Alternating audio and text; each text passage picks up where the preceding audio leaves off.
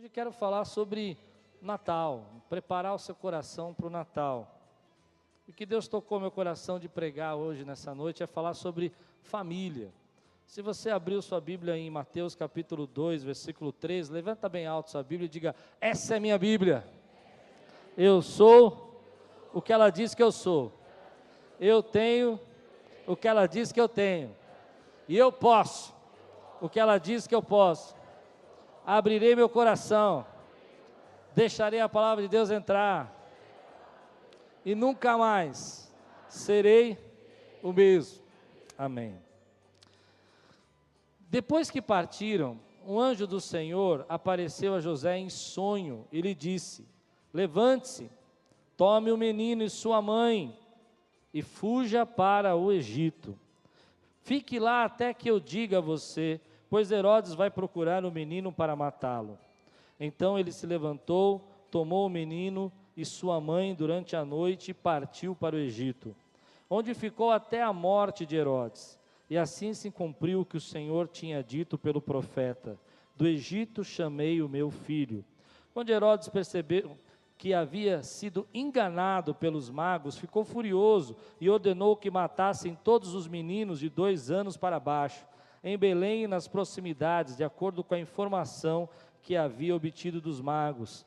Então se cumpriu o que fora dito pelo profeta Jeremias. Ouviu-se uma voz em Ramá, choro e grande lamentação, e Raquel que chora por seus filhos, e recusa ser consolado, porque já não existem. Vamos orar? Senhor, nós te pedimos que a Tua palavra agora venha, Senhor, fazer efeito no nosso coração, venha tratar as nossas vidas, que o Senhor possa agora, em nome de Jesus, a derramar sobre nós, Senhor, a Tua verdade, que nós possamos deixar que o Espírito Santo encha a nossa vida com a Sua palavra, e que ela seja guardada nos nossos corações, em nome de Jesus, amém. Essa semana, houve um acontecimento por 3 vezes, que chamou muito a nossa atenção. Crianças que foram deixadas nos carros, e que os familiares, os cuidadores, esqueceram essas crianças, e elas vieram a falecer. E vem no nosso coração esse tempo, essa angústia, essa correria, que o ser humano coloca na sua vida no Natal. É como se essa época do ano fosse uma época onde as pessoas estão tão agitadas, tão nervosas, tão preocupadas, tão ansiosas, que aquilo que realmente é importante fica deixado de lado, fica esquecido. E eu vi então uma dessas situações, eu não acompanhei tanto, mas eu vi um pai chorando em desespero por ter esquecido seu filho, e ele estava em prantos. E veio no meu coração também a respeito disso, a maneira como nós nessa época corremos o risco de ser levado pelo conceito aí do mundo, do que é o Natal, preocupado, acelerado, com o que você colocou na sua árvore de Natal, o que você comprou, o que você fez, ou o que você tem que fazer até o dia 25. Parece que o Natal ficou sinônimo de coisas agitadas, pessoas na rua, pessoas nos shoppings. Eu não sei se você percebeu já, o trânsito também fica esquisito, não fica nessa época? Ontem eu saí aqui da igreja, achei incrível, estava indo para casa aqui, passando pela Lapa, e uma pessoa, ela ia para um lado da rua, ia para o outro lado da rua, ia para um lado da rua, e não deixava ninguém passar. E ficou um trânsito atrás daquela pessoa. E eu falei para minha esposa, eu queria entender o que ela quer fazer. Depois eu descobri, ela estava procurando um lugar para estacionar. Então ela não queria que ninguém passasse na frente dela na rua, enquanto ela achasse a vaga. E quando ela achou a vaga, ela estava desse lado, ela pulou para aquele, e todo mundo freou.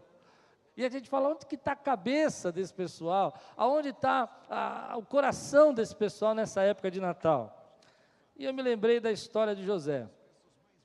José recebe Maria como esposa, o que devia ter sido para ele um grande desafio, porque nós sabemos que o anjo falou com ele, nós sabemos que ele teve uma grande visão, e que o anjo disse que foi o Espírito Santo que havia concebido sobre Maria, então aquilo era uma promessa de Deus, estava se cumprindo.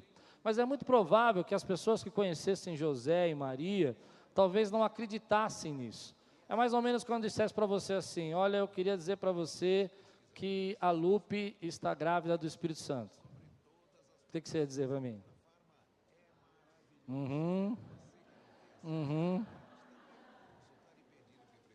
E eu vi um anjo que falou para mim que foi o Espírito Santo que engravidou. E você dizer o quê? Até vai, tem aí. Você pode imaginar que a pressão que estava sobre a vida de José era muito grande. Dizem os rabinos, e eu acho interessante a maneira como eles entendem esse texto, que é totalmente diferente de nós, da nossa tradição evangélica, é que era muito comum jovens da idade de Maria, mais ou menos, aparecerem grávidas naquela época. Porque eles viviam embaixo de um sítio, embaixo de uma escravidão. Os romanos estavam tomando toda aquela cidade, eles eram escravos de romanos. E era muito comum os romanos tratarem os seus escravos, tratarem as suas posses, as suas terras e as pessoas que eles possuíam, principalmente as mulheres, como propriedade pessoal. Não era difícil das jovens, das meninas daquela época, serem violentadas ou serem tratadas como escravas até pelos soldados romanos. Então é muito comum a gente entender, embora a gente sabe que a visão que José teve e o nascimento de Jesus foi um nascimento que o Espírito Santo operou ali, é provável que as pessoas que conhecessem José olhassem para ele e dissessem assim, olha, ele está assumindo a responsabilidade de um filho que não é dele, porque algum soldado, alguma pessoa obrigou a Maria e ele então aceitou o desafio de cuidar.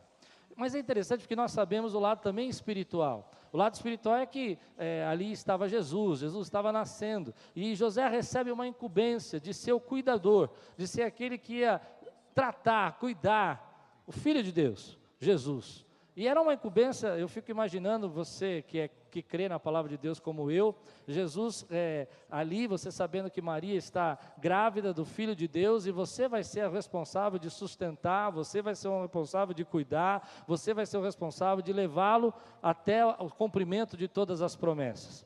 E José então é esse homem que está embaixo dessa pressão. Algumas pessoas dizem, que José era um pouco mais velho que Maria, até um pouco mais velho do que ela, e isso é uma tradição da igreja, entender, e que ele era um homem já estruturado, ele já era um homem que já tinha uma condição de vida. A Bíblia fala que Jesus aprendeu o ofício de José, e qual era o ofício de José? Carpinteiro. E naquela época quem fazia carpintaria era uma pessoa que tinha uma empresa muito boa, porque ele poderia construir casas, ele poderia ajudar as pessoas dos seus móveis, ele poderia construir tronos, poderia construir palácios. A carpintaria era uma profissão em alta, uma profissão que ele poderia fazer muitas coisas. No entanto, chega um momento na vida de José, ele recebe a incumbência de cuidar de Maria, ele recebe a incumbência de cuidar do Filho de Deus, ele tem então o seu trabalho, ele tem a sua profissão, ele é um homem já estabelecido. Diz a história que ele recebe então um outro alerta de Deus. Deus aparece a José mais uma vez e diz, foge para o Egito. E nesse momento que ele diz para ele fugir para o Egito, ele tem que abandonar a família, ele tem que abandonar as pessoas que conheciam, ele tem que abandonar os seus amigos, ele tem que abandonar a sua profissão, ele tem que abandonar o seu trabalho, a sua carreira, as suas ferramentas, o seu negócio, e pegar a sua família e fugir. E ir para uma terra que ele não conhece, e a Bíblia é clara em dizer que ele foge à noite, porque ali era uma cidade sitiada, você não ia poder passar, dizer assim, tchau, estou indo embora, eu não quero mais ficar aqui sobre o jugo de Herodes, eu vou para um outro lugar. É óbvio que eles não iam deixar você sair assim, então ele tem que fugir à noite com o menino, e ele ouve essa voz, ele ouve a voz do anjo, ele escuta o que Deus está falando para ele, e diz a palavra de Deus que imediatamente, na mesma hora, ele pega então as suas coisas, abandona tudo e vai cuidar da sua família. E essa é a palavra que Deus mandou entregar para você. Querido, Natal é Natal para você se lembrar da sua família. É para você se lembrar daquilo que Deus te deu. O valor maior, aquilo que é mais precioso na sua vida é a sua família. Cuida dela, meu irmão. Você pode dizer glória a Deus por isso? Sabe por quê? Às vezes nós esquecemos as coisas que são importantes da nossa vida. Eu não fui criado numa família, e hoje não é difícil você encontrar pessoas como eu, uma família funcional, aquela família que você sabe que é o papai, mamãe e os filhos. Eu não fui criado assim. Eu fui criado, papai saiu de casa, a mamãe era sozinha, meus irmãos foram casando, a vovó foi para um lado, o vovô foi para o outro, não tinha vovó, vovô morava em Araraquara. Muita gente que está aqui hoje, talvez veio debaixo de uma família parecida com a minha, que não foi uma família como a gente entende, padrão, papai, mamãe, 3 filhos, 2 filhos, talvez você foi criado embaixo de uma família como a minha, quebrada, uma família que não foi exatamente nos moldes que você esperava, mas eu queria dizer para você, não importa qual é o tipo de família que Deus colocou na sua vida, como você está, cuide daquilo que Deus te deu, que é a sua família, porque ela é o maior tesouro de Deus na sua vida. Seus filhos são o maior tesouro de Deus na sua vida. O seu marido é o maior tesouro, a sua esposa é o maior tesouro de Deus na sua vida. E eu vou dizer para você, que a palavra de Deus está dizendo para nós, que José, pega então todas as suas coisas, abandona tudo e vai cuidar do menino. Foge com o menino. E essa é uma lição que nós temos que ter na nossa vida. Irmãos, muitas vezes, você vai ter que abandonar algumas coisas da sua vida, você vai ter que deixar algumas coisas na sua vida, você vai ter que abandonar alguns projetos da sua vida, em prol da glória, da bênção e da sua família, porque ela é a maior herança que Deus te deu. Natal, para muita gente, não é isso. Natal para muita gente é o que você compra, o que você coloca na árvore, é qual o presente que você conseguiu, o quantos pacotes você tem.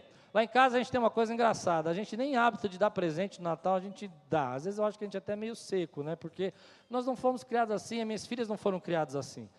Nós não temos essa preocupação de olhar para a árvore e ver quantos presentes. Natal para nós é uma coisa, reunir a gente ao redor da mesa e agradecer porque o Filho de Deus, Jesus Cristo, o único e verdadeiro Salvador, veio a esse mundo para perdoar os nossos pecados. Isso é Natal. Presente a gente dá o ano inteiro, presente você dá toda hora, presente você dá todo momento, você não precisa esperar o Natal para dar um presente para a tua esposa. Olha, nesse Natal, imagina o marido, não dá nada para a esposa o ano inteiro.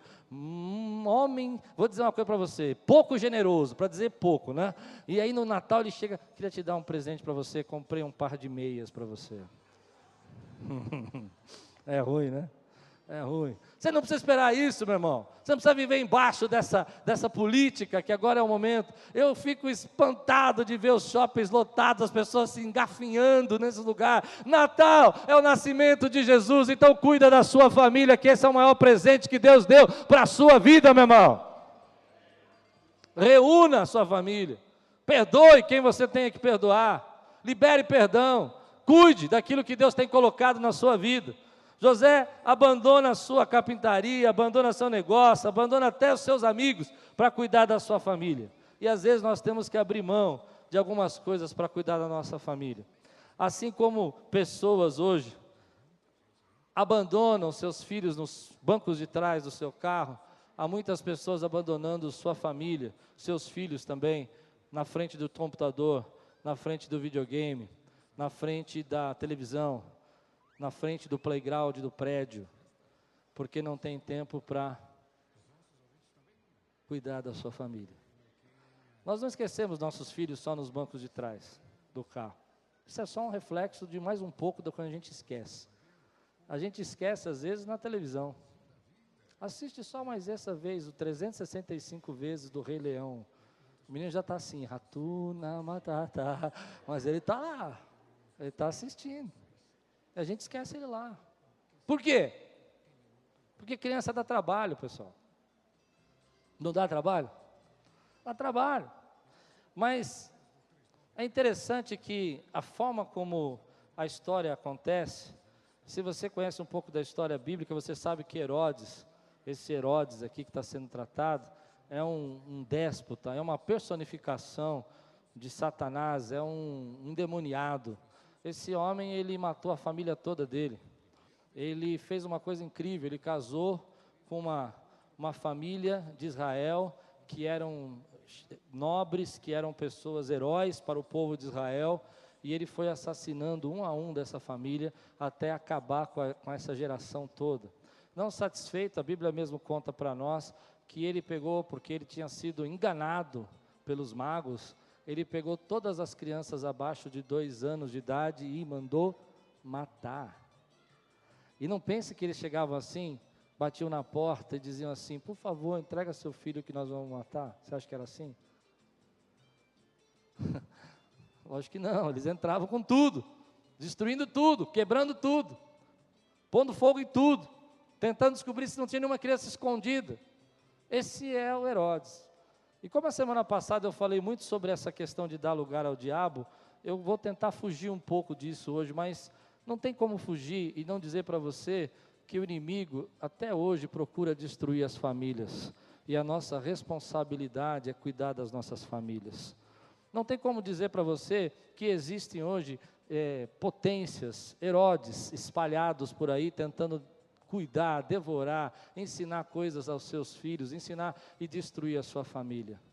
Nós precisamos entender, querido, que Deus nos deu essa responsabilidade.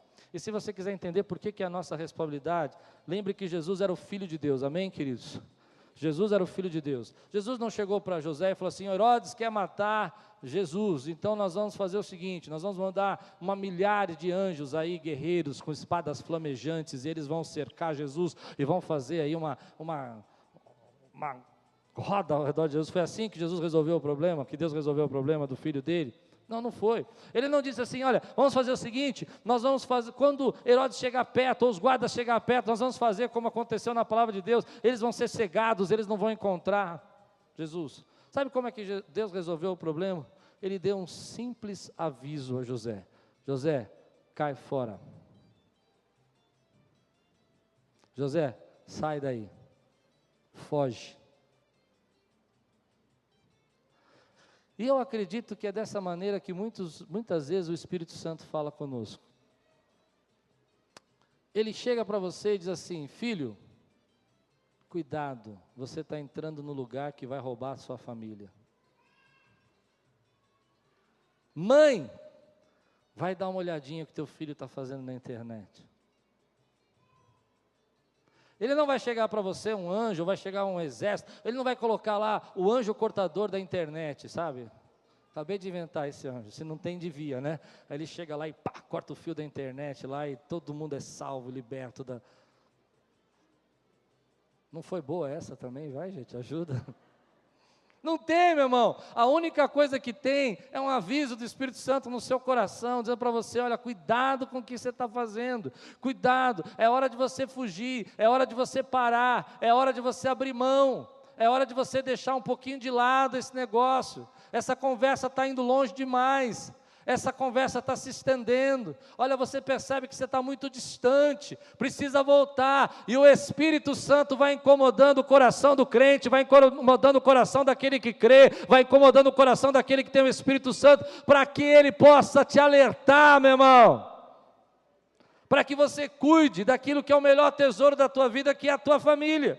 Algumas vezes as pessoas olham e dizem assim: ah, mas como é que é isso? Como é que é cuidar da família? E eu achei interessante porque às vezes as pessoas falam assim, que eu e a Lupe, a gente não briga. Não, pessoal, a gente briga sim. Briga. E a gente briga. Outro dia o irmão falou assim: não, você, pastor, não briga com a Lupe. Eu brigo sim. E ela briga mais comigo do que eu, mas ela briga. E eu não sou perfeito, nem ela é perfeita. Mas uma coisa que é importante é a gente cuidar da nossa família. É aprender a se aceitar. Aprender a dar risada dos nossos erros. É verdade que, por exemplo, se você tem filhos adolescentes que nem eu, tudo que você faz é pouco. Verdade, pais, ou não? Quem tem filhos adolescentes aqui? Você pode dar toda a atenção do mundo, eles vão falar para você que você não ficou com eles. Sim ou não? Mas às vezes, eu entendo assim, que é uma necessidade que eles têm. É uma necessidade que eles têm. E eles precisam de você. Precisam de nós, pais. E às vezes a gente não percebe que são sinais que eles estão dando para nós, dizendo: ei, eu estou aqui o tempo todo, o dia inteiro. E você acabou de falar com ele. Eu tenho uma filha, não vou contar qual das duas, para você não perguntar, que às vezes ela faz assim: papai, o que eu falei? E eu tenho que responder a frase toda do que eu falei, para ela acreditar que eu estava ouvindo. Isso é sofrimento demais para um homem de 43 anos de idade. Isso é castigo. É tortura chinesa, deixa pingando gota, né? Sabe, abre a gotinha e deixa pingando. Porque ela fala: o que eu falei? Você falou que ia subir, não sei aonde e tal. Ah, tá, só para saber se você estava ouvindo. Jesus! Mas eu entendo que isso ela está dizendo assim: olha para mim, papai, você precisa olhar. Eu vou dizer uma coisa para você: eu preciso melhorar muito, viu? Preciso melhorar muito. Não fala a verdade não, quando eu digo que vou melhorar.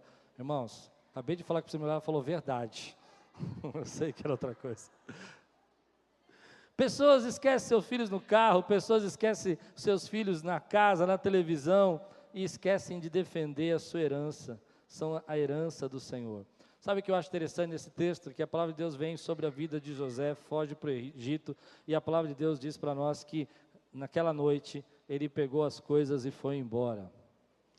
Ele não foi no sábado, ele não foi no domingo, ele não foi na outra semana, ele não demorou 10 dias, não demorou 30 dias, falou: Deus, espera, deixa eu vender todo o meu maquinário que eu vou embora, deixa eu vender minhas ferramentas. Ele sentiu no coração, ele ouviu a resposta de Deus, ele foi e fez aquilo que Deus estava mandando ele fazer na hora. Eu falo isso porque às vezes Deus dá um toque no nosso coração, vai lá, rebaixa um pouco essa briga, seja mais atencioso, deixa de ser tão chato. E você fala: agora não dá porque eu estou muito nervoso, amanhã eu vou resolver isso porque agora eu estou ocupado. Tem que entender. Às vezes Deus está dando um toque no seu coração, se Deus está falando com você, faça, meu irmão, faça, seja mais generoso, seja mais obediente à voz de Deus nessas coisas. Porque quando a gente fala de obedecer à voz de Deus, as pessoas entendem só os mandamentos, mas às vezes Deus fala para nós assim: filho, vai lá, trata bem a tua esposa, você não tratou bem, você não falou com ela direito, você nem olhou na cara dela, você chegou em casa tão estressado, e você fala: agora não dá, estou ocupado. Quantos creem que a família é o maior bem que Deus tem nos dado nessa vida? Diga amém, querido. Quem vai cuidar de você quando você ficar velhinho? Eu? Isso aí, ele. Quem vai cuidar de mim quando eu ficar velhinho, eu estou olhando para ela. Não é assim? As pessoas vão embora, as coisas ficam velhas e enferrujam, mas no final o que sobra mesmo é a família. Então que nesse Natal, querido, você possa se lembrar que a sua família é um bem que Deus te deu, que há um ataque sobre as nossas famílias, que nós precisamos orar por isso. Por isso eu quero dizer algumas dicas. Primeiro, aos filhos: filhos, valorizem seus pais. E aos pais, cuidem dos seus filhos, tenham tempo para ele. Valorize, querido, o tempo que você tem com seus pais, e valorize, pai, o tempo que você tem com seus filhos. Eles vão crescer, eles vão embora, daqui a pouco eles vão casar e vão partir, e às vezes a gente não percebe que, ainda que haja uma grande dificuldade, um grande problema, é importante você honrar o seu pai. Eu conheço pessoas aqui como eu, têm tantas dificuldades. Eu vou visitar minha mãe quase toda semana. Hoje, graças a Deus, a minha mãe é medicada, está normalizada. Mas muitas vezes fui visitar minha mãe e ela não sabia quem eu era. E eu sentava e ficava na frente dela e ela: não, porque veja bem, e falando como se não fosse eu. E às vezes até falando de mim. E se eu falar isso para ela, ela não lembra.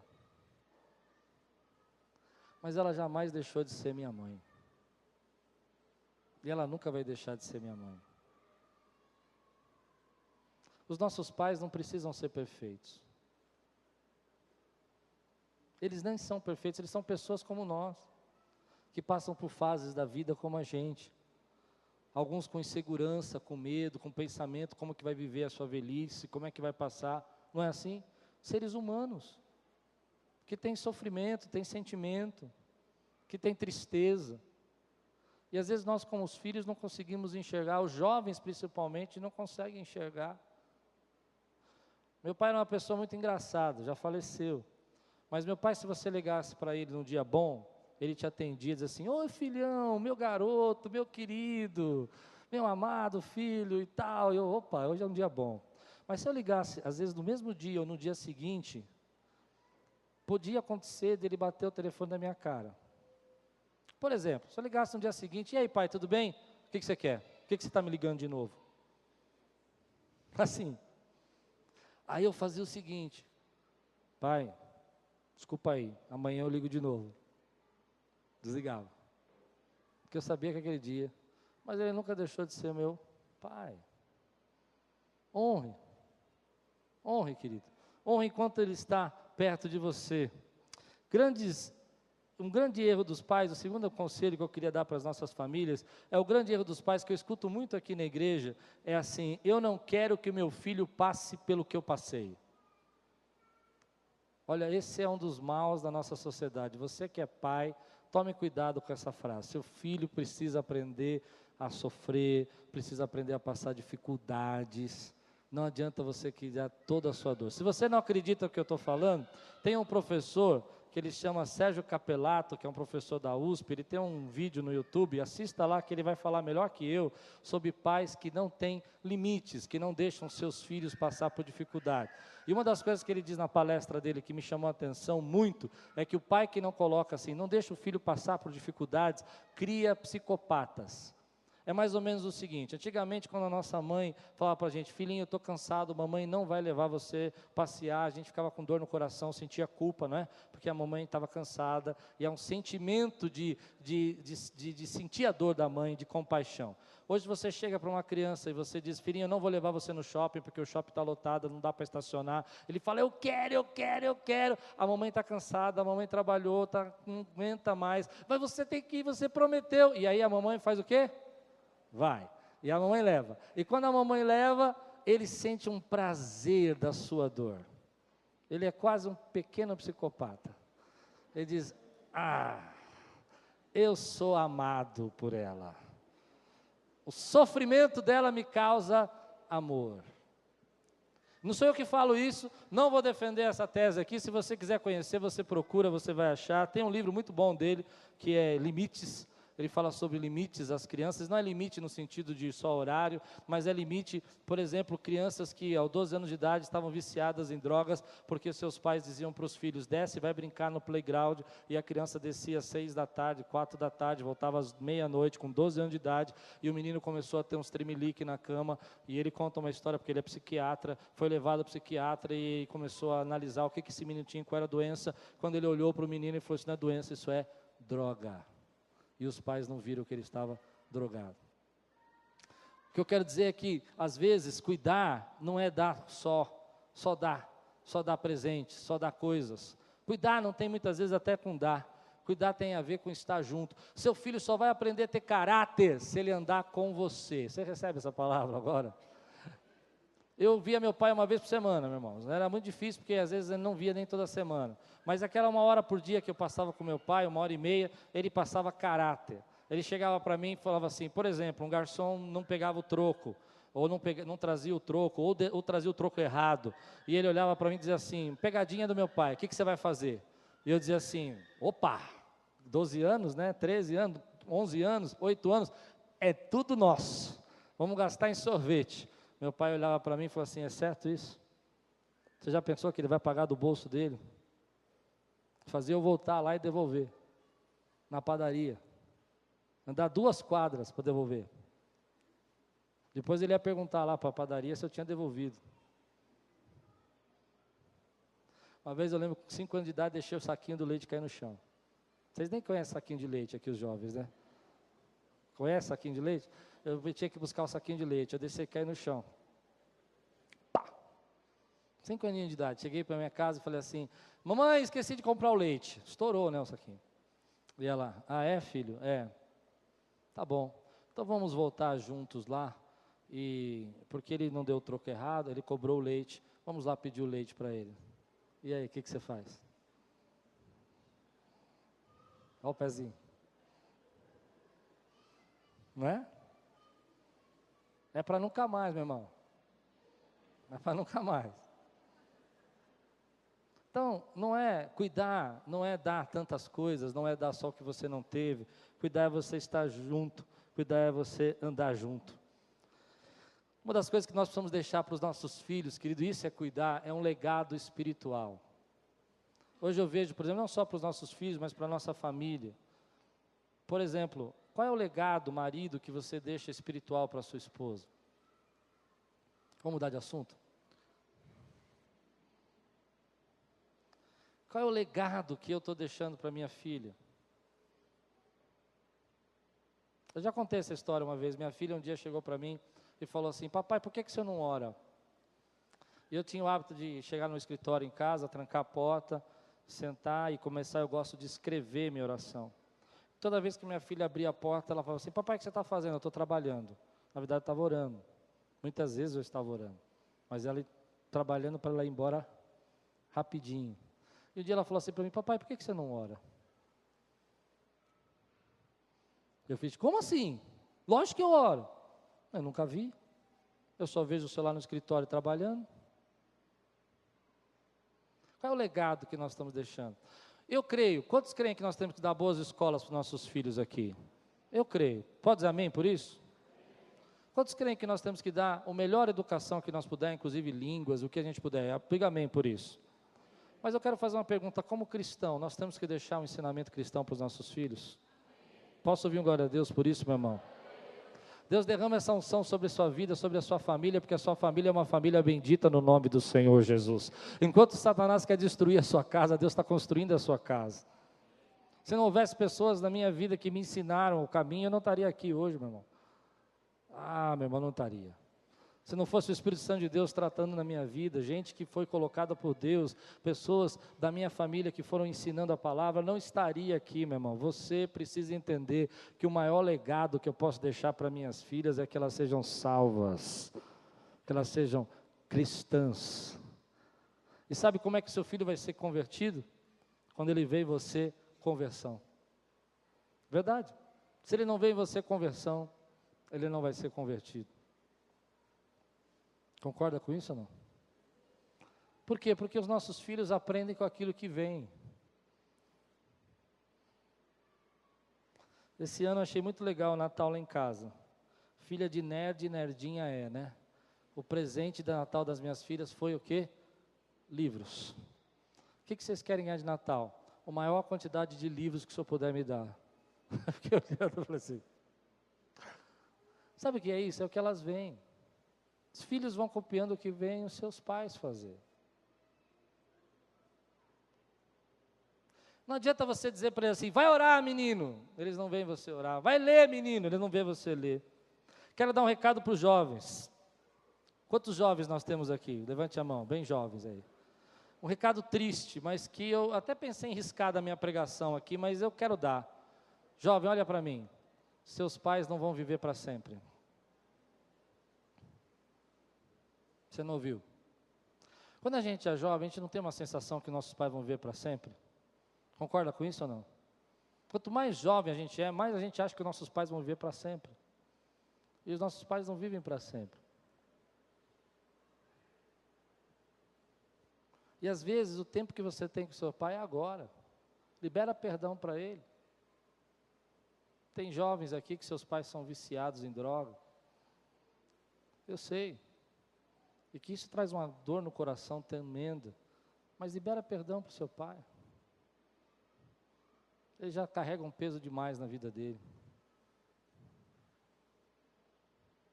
Mas às vezes que a gente tem um sentimento que nós podemos deixar para amanhã esse perdão, podemos deixar para amanhã essa palavra, e a gente não sabe o dia de amanhã. Uma das bênçãos de Deus na minha vida foi quando meu pai faleceu, o Espírito Santo falou para mim, vou levar seu pai. Foi legal. Deu tempo de fazer um bolo de despedida, cantar um hino para ele, é verdade, cantar umas músicas com ele, louvar o Senhor, e foi. Não é assim? E às vezes nós não temos tempo para isso, porque a gente acha que vai durar para sempre. O que é Natal para você? Para mim Natal é isso, é reunir sua família, não importa a quantidade de presente que você tenha, e agradecer a Deus pela família que o Senhor te deu. Natal para mim é você entender que Deus quer que você tenha uma família bendita no nome do Senhor Jesus. Queria falar para os recém-casados. Quantos recém-casados e noivos nós temos aqui? Levante a mão. Escute, quero dizer para você algo muito importante. Sejam fiéis à sua aliança. Amem a pessoa que você escolheu para viver. Quando eu casei, eu e a Luciana, a gente não se dava bem. Pensa como a gente brigava todo dia, gente. Todo dia. Né, Lupe? Todo dia, todo dia. Uma das grandes coisas que Deus fez na minha vida, mais ou menos 14 anos atrás, foi quando o Senhor falou para mim, eu não sou perfeito, irmão, eu brigo mesmo. E o Senhor falou assim para mim, desse jeito, cuide da sua esposa, faça o seu trabalho, o ministério com ela. Hoje eu faço tanto meu trabalho com a minha esposa, faço TV, faço rádio, vou em todos os cultos que eu posso, vou pregar fora com a minha esposa, que ela fala para mim, nossa, você parece um chiclete. Eu não ligo.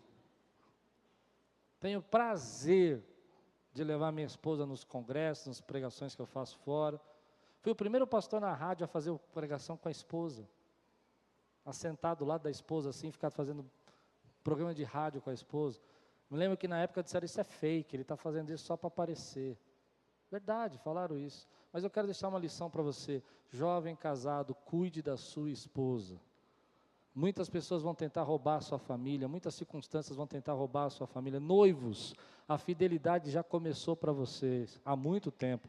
Na hora que você disse assim que queria casar com ela, estabeleça um coração fiel em todas as áreas da sua vida.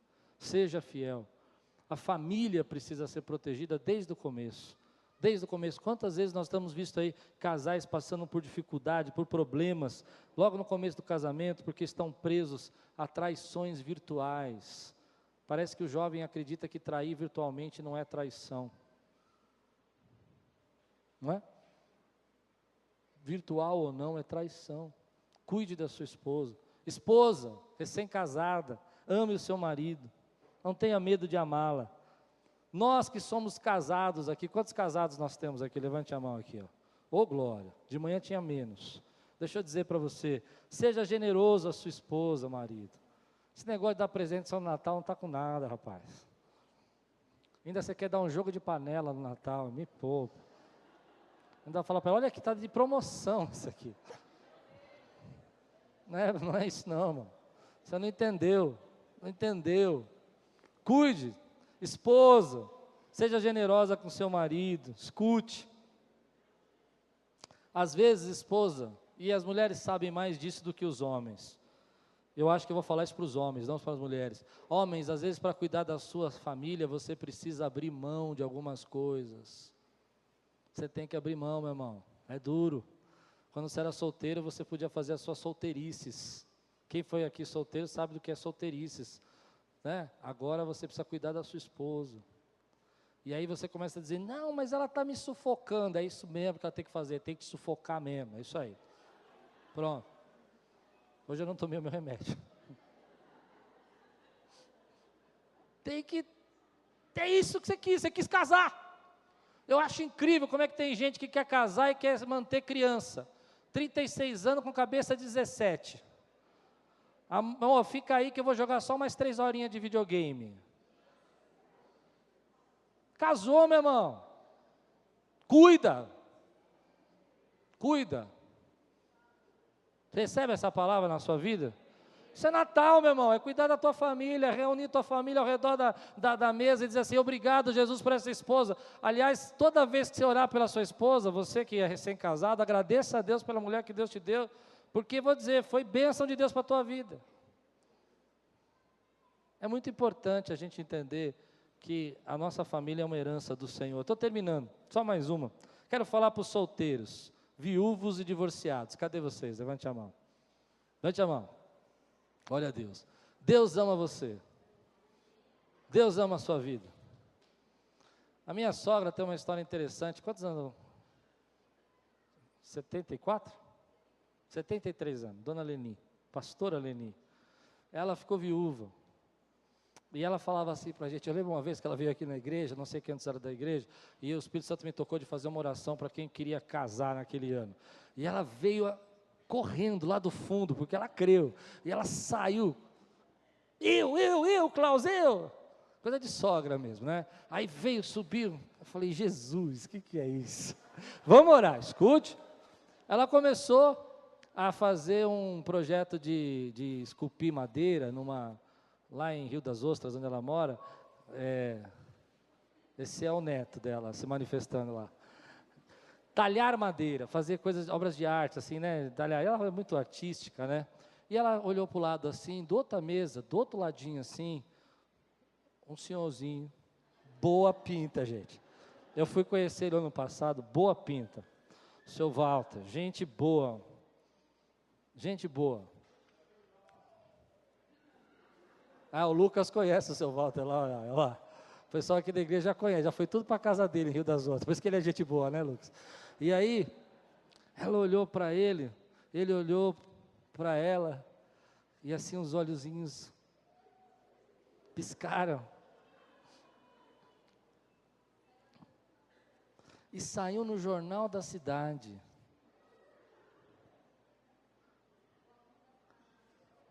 O amor na melhor idade. A Luciana está me lembrando do tema da... Mas sabe o que eu creio? Eu creio que Deus sabe do seu coração.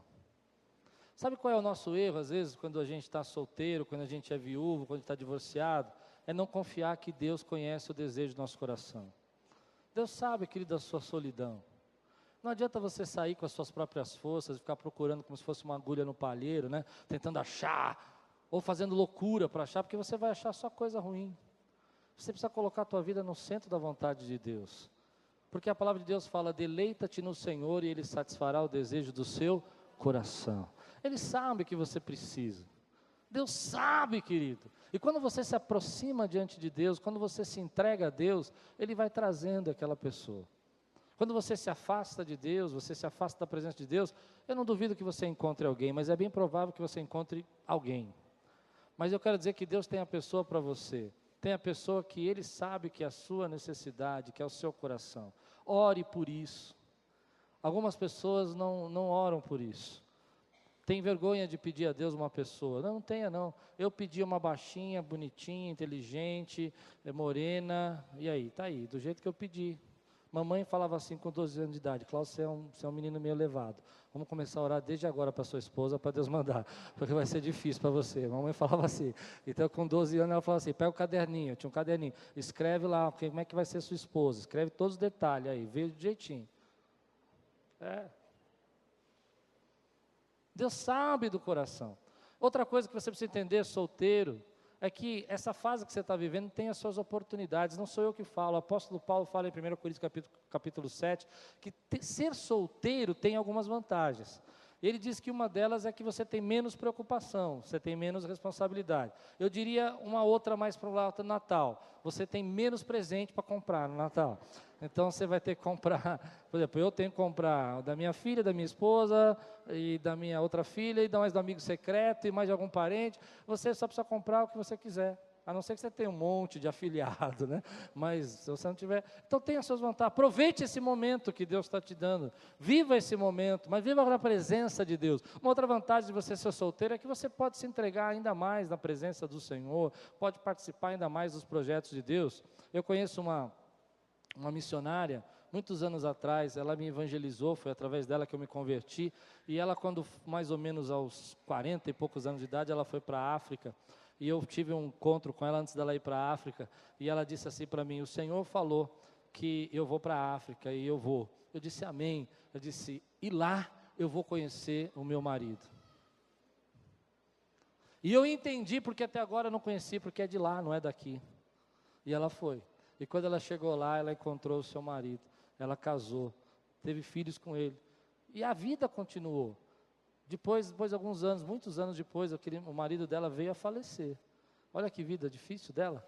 Mas uma coisa eu aprendi com ela, ela esperou a vontade do Senhor. Muitos jovens, muitas pessoas que estão solteiras, muitos viúvos, não conseguem esperar a vontade do Senhor. E aí o inimigo entra e vai destruindo a sua família, vai destruindo a sua casa. Deus tem um propósito. E se você tem que orar por isso, não tenha medo nem vergonha de orar. Deus sabe o desejo do seu coração, sabe a pessoa que você precisa. Mas se você querer resolver esse problema sozinho, sem Deus, é muito provável que você vai acabar encontrando dificuldade. Essa é uma área muito difícil. Porque Deus sabe a pessoa que você precisa para viver o plano que Deus tem para você. Nem todas as pessoas que você vai encontrar vai encaixar com o plano de Deus para a sua vida. Nem todas as pessoas. Deus tem um propósito para a sua vida. Você recebe essa palavra hoje em nome de Jesus?